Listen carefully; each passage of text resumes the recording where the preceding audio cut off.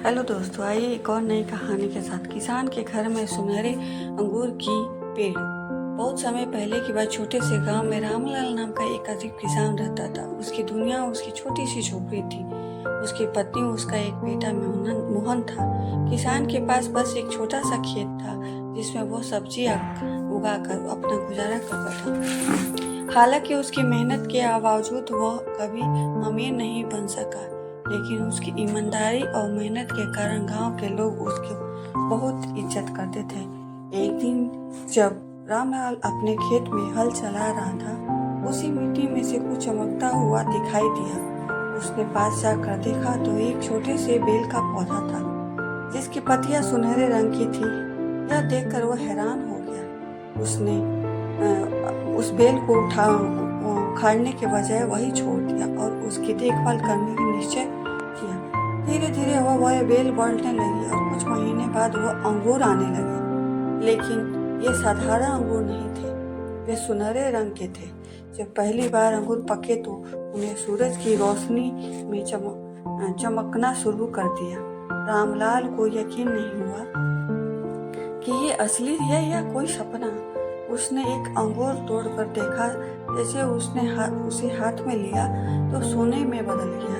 यह खबर जल्द ही पूरे गांव में फैल गई। लोग दूर दूर से देखने आने लगे। कुछ लोग उसे देवी को वरदान मानते तो कुछ लोग किसी पुरानी खजानों की निशानी समझने लगे। गांव के मुखिया को भी इस बात की खबर लगी और उसने रामलाल से कहा, रामलाल, तुम्हें इन अंगूरों को राजा के पास ले जाना चाहिए। शायद यह तुम्हारे भाग्य को बदल दे। रामलाल पहले हिचकिचाया, लेकिन फिर वह तैयार हो गया।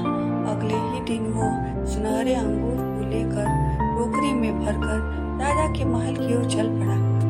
जब रामलाल महल में पहुंचा तो उसने राजा के दरबार में जाकर अपनी बात कही। राजा ने पहले तो उसकी बात पर यकीन नहीं किया, लेकिन जब उसने अपनी आंखों से चमकते हुए सुनहरे अंगूर को देखा तो चकित रह गया।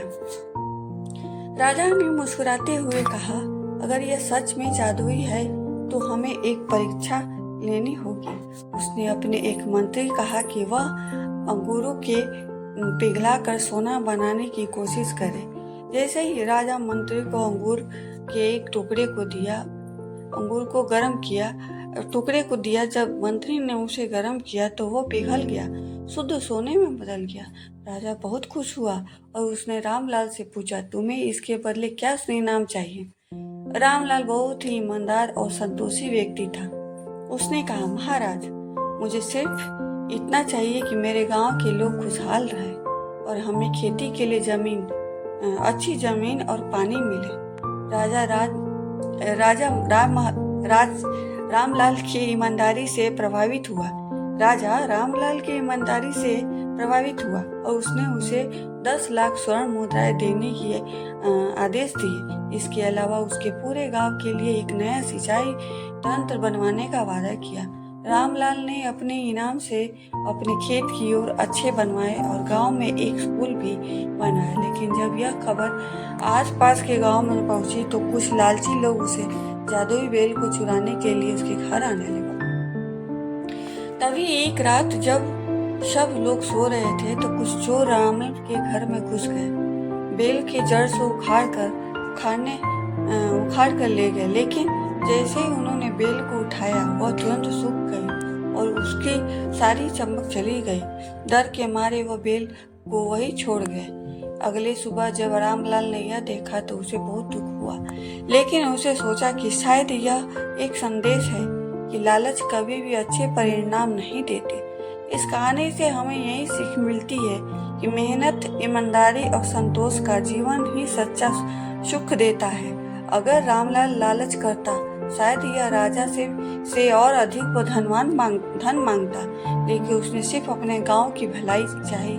यही कारण थी कि वह हमेशा खुश और सम्मानित जीवन जी सका। दूसरे लोग, जो लोग लालची थे, वो कुछ नहीं हासिल कर पा सके। रामलाल का नाम आज भी गांव में सम्मान से लिया जाता है। उसकी ईमानदारी और मेहनत की कहानी पीढ़ी दर पीढ़ी सुनाई जाती है और इसके बनाए स्कूल में भी पढ़ने वाले बच्चे आज भी उसे याद करते हैं। इस कहानी से हमें यह सीख मिलती है कि असली समृद्धि सोना या धन नहीं बल्कि अच्छे कर्म और संतोष से मिलती है।